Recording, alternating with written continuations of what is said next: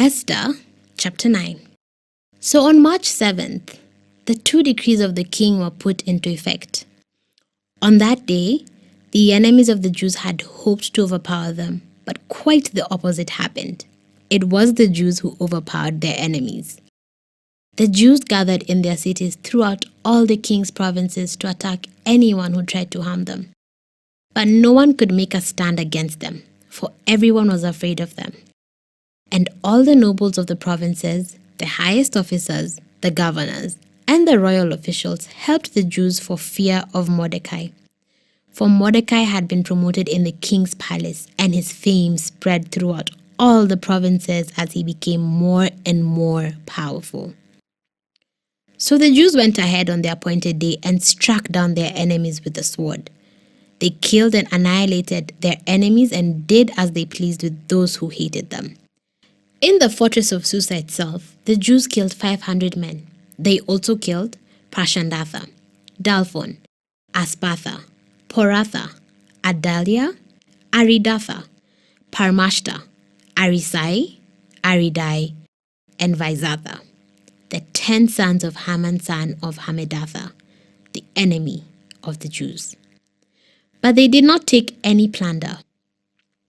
That very day, when the king was informed of the number of people killed in the fortress of Susa, he called for Queen Esther. He said, "The Jews have killed 500 men in the fortress of Susa alone, as well as Haman's 10 sons. If they have done that here, what has happened in the rest of the provinces? But now, what more do you want? It will be granted to you. Tell me and I will do it." Esther responded, "If it please the king, give the Jews in Susa permission to do again tomorrow as they have done today, and let the bodies of Haman's 10 sons be impaled on a pole." So the king agreed, and the decree was announced in Susa, and they impaled the bodies of Haman's 10 sons. Then the Jews at Susa gathered together on March 8th and killed 300 more men, and again they took no plunder. Meanwhile, the other Jews throughout the king's provinces had gathered together to defend their lives. They gained relief from all the enemies, killing 75,000 of those who hated them.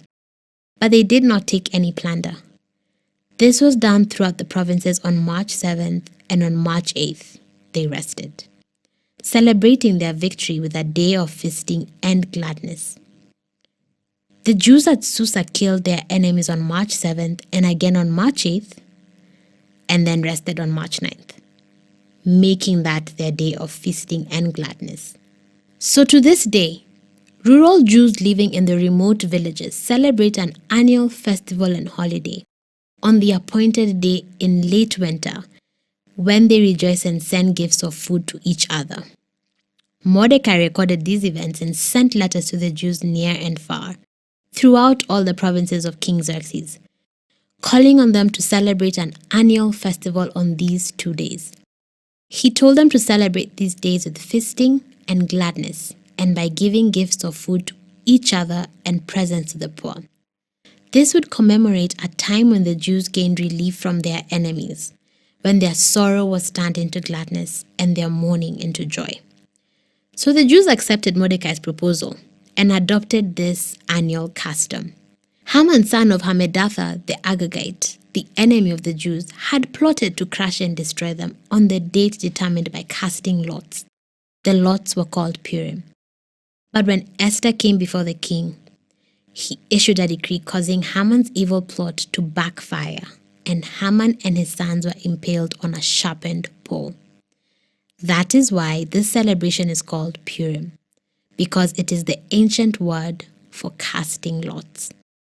So because of Mordecai's letter and because of what they had experienced, the Jews throughout the realm agreed to inaugurate this tradition and to pass it on to their descendants and to all who became Jews. They declared they would never fail to celebrate these 2 prescribed days at the appointed time each year. These days would be remembered and kept from generation to generation and celebrated by every family throughout the provinces and cities of the empire. This festival of Purim would never cease to be celebrated among the Jews, nor would the memory of what happened ever die out among their descendants.